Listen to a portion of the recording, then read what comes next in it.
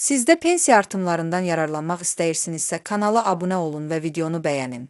Əmək Nazirliyi yanında Dövlət Sosial Təminat Fondu tərəfindən Bakı, Sumqayıt şəhərləri və Abşeron rayonu üzrə pensiya ödənişlərinin tarixləri rəsmi şəkildə açıqlanıb. Məlumata əsasən, qeyd olunan bölgələrdə yaşayan pensiyaçıların yanvar ayı üzrə vəsaitləri vaxtında və tam həcmdə köçürüləcək. Son Xəbər Az-Dayaza istinadla xəbər verir ki, Bakı, Sumqayıt və Abşeron üzrə pensiyaların ödənişi yanvar ayının 13-də həyata keçiriləcək. Bu tarixdə əmək pensiyası alan vətəndaşların bank kartlarına müvafiq məbləğlərin köçürülməsi nəzərdə tutulur. Fondun məlumatında bildirilir ki, ödəniş prosesi mərhələli şəkildə və mövcud qrafikə uyğun aparılacaq. Hər hansı gecikmənin baş verməməsi üçün bütün texniki və inzibati tədbirlər görülüb. Bununla yanaşı, təsdiqlənmiş cədvələ əsasən, ölkənin digər şəhər və rayonlarında yaşayan pensiyaçıların da yanvar ayı üzrə ödənişləri həyata keçiriləcək. Həmin ödənişlərə yalnız yaşa görə əmək pensiyaları deyil, eyni zamanda güzəştli şərtlərlə pensiya hüququ qazanan şəxslərin ödənişləri də daxildir. Belə ki, əlilliyə görə, ailə başçısını itirməyə görə, habelə xüsusi güzəştli şərtlərlə pensiya alan vətəndaşların vəsaitləri də mərhələli şəkildə bank hesablarına köçürüləcək.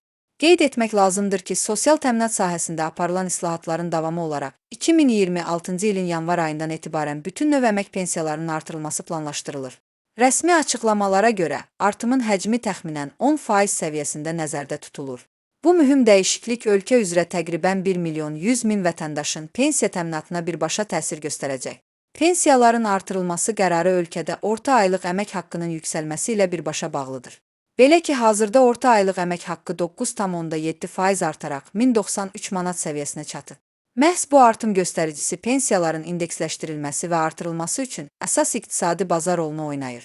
Qanunvericiliyə uyğun olaraq, hər il əmək pensiyalarının məbləği əvvəlki ildə qeydə alınmış orta aylıq əmək haqqının artım tempinə və inflyasiya səviyyəsinə uyğun şəkildə yenidən hesablanır.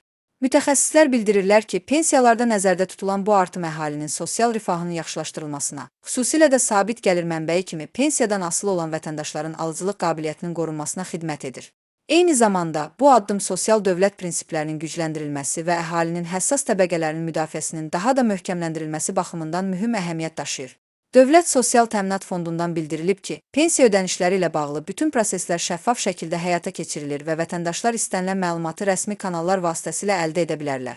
Pensiyaçıların hər hansı sualı və ya müraciəti yarandığı təqdirdə, fondun yerli strukturlarına və ya müvafiq çağrı mərkəzlərinə müraciət etmələri tövsiyə olunur.